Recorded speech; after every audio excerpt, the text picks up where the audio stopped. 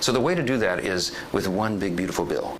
Coming up on WFT Midday, President Trump's budget plan squeaks past the House. What this could mean for taxes and spending. Plus, more trouble in the skies. A near-plane collision on Chicago's tarmac prompting yet another FAA investigation. And an orange juice company is facing financial troubles. We'll tell you how the company could be going bankrupt. WFT Midday starts now.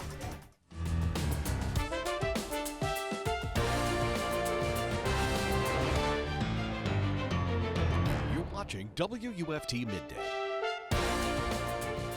The Republican-controlled House of Representatives narrowly approved a budget blueprint that will advance President Donald Trump's agenda. This is WFT Midday. I'm Jesica Wilkinson. And I'm Tortorelli. We told you Tuesday night Speaker Mike Johnson was wrangling votes for the blueprint. The vote was 217 in favor to 215 opposed. One Republican, Kentucky Congressman Thomas Massie, opposed the bill. An hour before the vote took place, Speaker Mike Johnson was ready to pull the vote. That's because several GOP members were initially opposed to the spending plan, but Johnson got the votes he needed to get the measure through. This has been necessary because we promised to deliver President Trump's full agenda, not just a part of it. We're not just going to do a little bit now and return later for the rest. The newly passed plan calls for sweeping tax cuts, spending slashes, and new money for border security and energy production. The bill is just the framework for an eventual package. The legislation will now go to several House committees that will work on the details of the package before it heads to the Senate for consideration. The Trump administration is threatening to punish certain undocumented immigrants if they do not submit their information in a newly launched database. That comes from a Department of Homeland Security announcement Tuesday. The database appears to target people who aren't already on the federal government's radar. While border agents collect information from migrants caught at the border, some make it to the U.S. without inspection. Those who don't comply with the new directive could be criminally prosecuted. Lawful permanent residents do not need to sign up.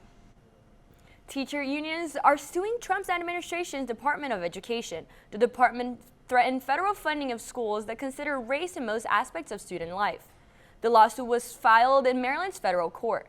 It says a letter sent by the Department of Education is unconstitutional, vague, and infringes on free speech. According to the lawsuit, the letter bans DEI programs, voluntary student groups, and forbids the teaching of race-based topics.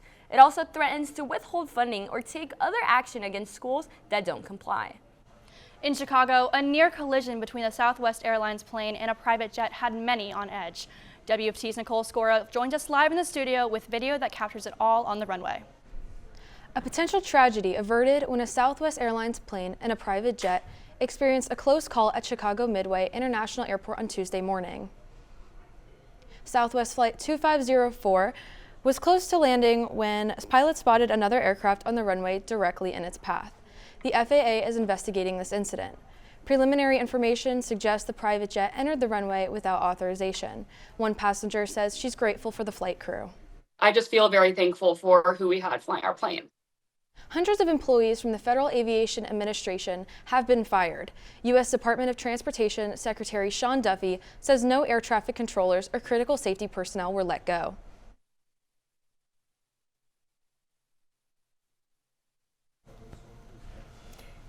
After a rainy start to the week and chilly morning, the warm-up is well underway this noon hour. UF meteorologist William Maxham is live in the weather studio with what you can expect for the rest of the week. Yep, temperatures have turned around and we are starting to warm up today. Going to be noticeably warmer than it was yesterday when it wasn't too bad at the end of our Tuesday. Right now it's 75, Gainesville 75 in Ocala. Temperatures are a little bit warmer than they were this time yesterday. In fact, 14 degrees warmer 24 hours ago, and we're on our way to temperatures that are going to be threatening the 80-degree mark today and pretty much all the way through the weekend. It's currently 77 on campus underneath a crystal clear blue sky looking out west. No clouds here either. Temperatures today, again, they're going to peak around the 80-degree mark. Then this evening we're cooling down into the 50s. Some fog is possible, but temperatures will be coming down a little bit as a couple of cold fronts move their way through. I'll track them coming up. Hurricane season is right around the corner. The Florida Division of Emergency Management says Floridians should prepare now. With less than 100 days until the start of the season, here are some steps you can take to get ready. Keep your cars filled with gas and make sure to restock disaster supply kits. Those kits should include enough food, water, and medical supplies to last you and your family at least 7 days. Emergency officials stress one thing: don't wait. Waiting to the last minute really puts the stress on you and your family, so taking time early to make sure that you're prepared all year long can really reduce that stress. The 2025 hurricane season begins June 1st and runs through November 25th. Florida Republican Congressman Byron Donalds is officially running for governor in 2026. He announced his candidacy less than a week after President Donald Trump issued a preemptive endorsement on Truth Social. Donalds said he wants to solve the insurance problem in Florida and pointed to his career in banking, insurance, and in financial services. Donalds also mentioned his long history in the conservative movement and said he has one of the strongest conservative records. Donalds would replace Governor DeSantis, who can't run in 2026 after serving 2 consecutive terms. Law enforcement in Alachua County are getting a raise. The Alachua County Commission passed about a 4% raise after hearing a petition from the Sheriff's Office Tuesday. Sworn law enforcement certified detention officers and certified detention deputies will fill the increase. They'll be getting an extra $2,000 from the raise. The Commission also added almost $500,000 to the already appropriated raises. Captain Chris Sims says this allows every certified law enforcement officer to start at a $55,000 salary. So you could be a deputy sheriff or detention officer who has worked here for the past 4 years, and someone who is brand new, fresh out of the police academy, recently certified, would be making the same pay as you. Even with the raise, starting salaries for Alachua County law enforcement don't compete with neighboring agencies. Gainesville Police Department and Marion County Sheriff's offices, our starting salaries are set at $60,000, and the UFT Police Department will increase that amount in July. That's $5,000. The world-famous Budweiser Clydesdales are visiting Ocala in March. The 8 giant horses and their historic red beer wagon will hold special appearances at Live Oak International in the downtown Ocala squares. Consumers can get up close and personal with the Hitch team. The Clydesdales are especially selected to maintain the Budweiser symbol of heritage and excellence. If you're in need of some extra food, make sure to show up this Saturday to Farm Share in Lake City. Farm Share says it's Florida's nonprofit food bank that is making sure no one goes hungry or any food is wasted. The event starts at 8 a.m. and will end when supplies runs out, so get there early. Lake City Police Department says the event is first come, first serve. There's also no income or household size restriction. Farm Share is free and open to all ages. The Gainesville Jewish Film Festival is in full swing, opening on Sunday with a documentary about Adolf Eichmann, an orchestrator of the Holocaust. Here's a little of what you can expect to see. The festival will run through March 18th, showing 13 films from a variety of genres at the Gainesville's Hippodrome. 2 screenings will take place at the Oak Hammock Senior Residence. Next week, showing will be at 7 p.m. and it will be a courtroom drama set in 1970s France. More information can be found on the Bud Shortstein Center for Jewish Studies, Center or Jewish Studies website. And if you're downtown this Sunday, you can see 25 musical acts on 3 stages at the AM's FM Festival. The festival is being put on multiple downtown businesses and vendors, including Music GNV, Lucy's, Hal Bazaar, and more. The event is free and will be from 1 p.m. to 10 p.m. So expect more traffic downtown Gainesville this weekend. Lucy says more information can be found on the AM FM Festival Instagram. There are new remodels coming to Golden Ocala Station 20. If you need anything, the crews are currently relocated while the station is remodeling.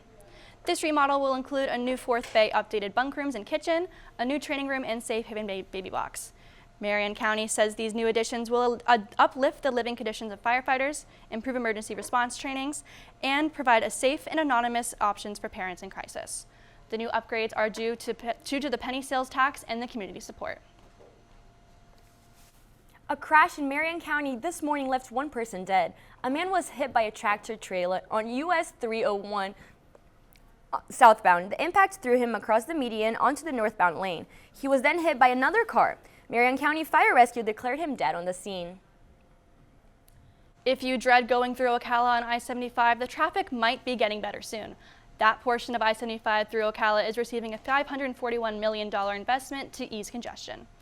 The governor was in Ocala on Tuesday to break ground on new auxiliary lanes on I-75 and 49th Street interchange. The investment will expand the highway between State Road 44 and State Road 326. Governor Ron DeSantis says the expansion is proceeding ahead of schedule. We are able to infuse $541 million to accelerate this I-75 project, where we are creating more lanes on I-75 between State Road 44 and State Road 326. Lane expansions will ease up on an often clogged roadway frequented by tourists. The project is being coordinated by the Florida Department of Transportation along with local partnerships. Speaking of the I-75 expansion, we're going to take a look over I-75 to see what traffic is looking like now. Now you can see our DOT camera over Paynes Prairie near I-75. We are seeing light traffic now, but remember that the I-75 expansion soon and events this weekend could cause some delays. But let's see if we can expect some warmer weather this weekend. You know, I am really hoping for some warmer weather, but I do love the cold because I get to wear these cute little outfits, you know. I personally do not like the cold. Please, William, tell me, will it be getting warmer? Okay, good news for both of you. We got some jacket weather in the evening and then warm weather in the afternoons. That's what's coming up. And right now we've got sunshine overhead and temperatures. They're already into the middle 70s. Let's look at some of those numbers now. 77 is our current temperature. As we look over campus, and we're looking at temperatures that are going to be moving up into the near 80-degree mark into the next several hours. 77 is our current temperature at the moment. Looking at our temperatures around the region, mid and upper 70s, what we're seeing. There's very little wind to speak of today, just absolutely perfect weather. We'll see numbers maybe going up a couple of more degrees before we're done with the warm up for today. 79. 80 degrees, that's the typical numbers for this afternoon's heat. 80 in Ocala this afternoon. But this is not just a local thing. We're seeing increasing warmth pretty much nationwide, even in the areas that saw record cold last week. Now a big warm up. The reason for that is the jet stream's position. Now further north, the jet stream separates the warm and cold air, and on the south side, temperatures are warming up. So we'll see moderate warmth through the next several days, but we're going to get some speed bumps into that warmth because cold front's going to be moving through there. Keeping all the energy and rain well to the north, but just moderate little cool downs coming with these fronts. The next one arrives Thursday evening, so we're going to be seeing temperatures coming down behind that front. So upper 70s near 80 today and tomorrow, but into the evening we'll see some cooler air arriving, and Friday's highs not going to be as warm. We're going to be into the lower 70s.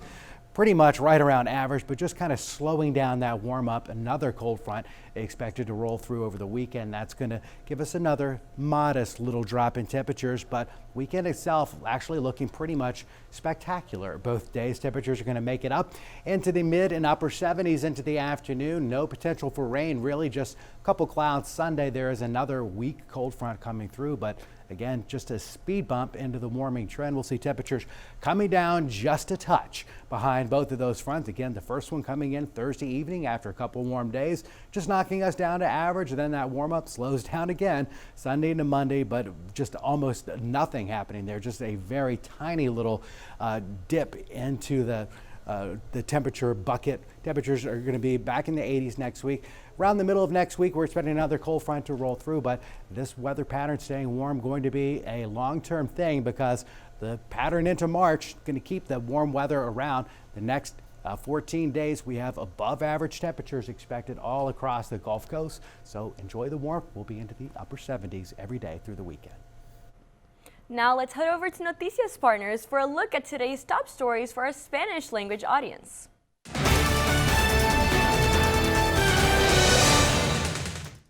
Hola, soy Ana Matute con tus noticias en 90 segundos. La Casa Blanca asume control sobre los medios que cubren al presidente Trump, creando controversias sobre la libertad de prensa. El gobierno anunció que decidirá qué medios de comunicación pueden cubrir al presidente Trump de cerca, una medida que rompe con más de un siglo de tradición. La secretaria de prensa de la Casa Blanca, Caroline Leavitt, calificó esta acción como una modernización, diciendo que incluirá medios más diversos y restaurará el acceso al público estadounidense. Este cambio mantiene una batalla legal sobre el acceso de la prensa asociada, que demandó por su exclusión tras negarse a usar el nombre preferido de Trump para el Golfo de México. El presidente de Chile, Gabriel Boric, declaró un estado de emergencia después de un corte de energía nacional. El gobierno anunció que el corte fue provocado por una falla del sistema, afectando a 8 millones de hogares. Reportes dicen que áreas de la capital de Chile tienen la energía restaurada, mientras casi el 50% de casas siguen afectadas. Hospitales y prisiones en todo el país están funcionando con generadores de emergencia y el transporte está gravemente afectado. Los Estados Unidos y Ucrania alcanzaron un acuerdo sobre la cesión de recursos minerales de Ucrania a cambio de apoyo. El presidente Trump sugirió que el presidente Zelensky viajará a Washington el viernes para firmar el acuerdo. Fuentes del gobierno ucraniano confirmaron el acuerdo, aunque Trump mencionó que Ucrania obtendrá el derecho a seguir luchando. Yuri Sak, consejero del ministerio ucraniano, indicó que el acuerdo no es perfecto, pero es suficiente para continuar las negociaciones. Esas fueron tus noticias en 90 segundos. Gracias por sintonizarnos. Let's go back to the budget plan that was approved on the House on Tuesday to let you know how this is affecting your money. The plan includes sweeping spending cuts, which could signal potential cuts to Medicaid. CNN's Amy Kiley tells us what further negotiations on the budget blueprint could mean for the program. We are going to deliver the America First agenda. A budget resolution that squeaked through the House last night could be setting up a battle over Medicaid. Medicaid is hugely problematic because it has a lot of fraud, waste, and abuse. The measure is not a finalized bill. It's a framework for negotiations with the Senate that's likely to get pushback in that chamber. It proposes an $880 billion reduction in health and energy programs over a decade. President Donald Trump says Medicare cuts are off the table. So moderate Republicans say it's hard to make the resolution's math work without affecting Medicaid. Their colleagues across the aisle are more blunt. And that means not only probably throwing millions of kids off health insurance, it means also making major cutbacks for nursing homes. The House framework also contains sweeping tax cuts. They want to pay for it on the backs of seniors who are living in nursing homes. They want to do it on the backs of Meals on Wheels. They want to do it on the backs of hot lunches for kids. It's true, most seniors in U.S. nursing homes rely on Medicaid to pay for that care. But some Republicans argue changing Medicaid is not the same as eliminating its popular programs. I'm not going to throw Granny off the cliff and people who really need Medicaid and depend upon that for their health. I'm Amy Kiley reporting. Tropicana is facing financial issues right now and could be headed to bankruptcy. Let's break down how your potentially favorite orange juice company got to this point. This is mostly due to the citrus industry faltering among other factors. There are supply shortages in top orange growing areas, worsened by climate change, influenced disasters like hurricanes in Florida. The Agriculture Department says it expects this year's orange production to be the lowest in 88 years. Tropicana has seen sales and profits go down in recent years. Higher prices, competition, and shifting consumer trends have also hurt Tropicana. Apple shareholders have rejected a proposal to end the company's diversity, equity, and inclusion programs. The proposal asks Apple to follow other high-profile companies that have retreated from DEI initiatives. The proposal comes from the National Center for Public Policy Research, and this comes as the Trump administration pushes to scrub corporate DEI programs. Apple disclosed that 97% of the ballots cast were votes against the measure in a regulatory filing submitted on Tuesday. Well, before we go, it's time to take a look at what's coming up on First at 5 on Channel 5 later today. WFT's First at 5 anchor Juan Carlos Chali has the details. Well, Jessica, today we're going to be seeing some pretty big developments on our show. To what you can expect on First at 5. First, we'll be covering Gainesville's Vision Zero Action Plan open house happening tonight. Next, how State Road 200 is adding medians and how it's affecting Ocala drivers. Finally, how Duke Energy is providing backup power to a local community. All these stories and more coming up later today on First at 5. Well, I am more than excited to see First at 5. And Carolina, must I say, although my friend Kate isn't here today, you have done a wonderful job. Thank you so much. It's been an honor to anchor with you guys today. But William, can we take one more look at the weather? Let's do it. Weather like this, you want to look at it a lot of times. We've got temperatures today. They're going to make it up into the upper 70s. We'll be threatening that 80-degree mark again tomorrow on our Thursday, but a weak cold front going to move through at that time. It's really just a speed bump in the warm-up. Temperatures still around average or just above through the weekend. Another weak front comes in for early next week, kind of slowing down that warm-up, but it's not going to slow it down very much. We're back up around 80 degrees. Around Tuesday, a more potent-looking system could be headed our way, maybe bringing us some showers Wednesday into Thursday, but still going to remain very warm over the next 10. Well, thanks for joining us today for WFT Midday. We're back here tomorrow for another edition. We will see you later today for First at 5 on Channel 5.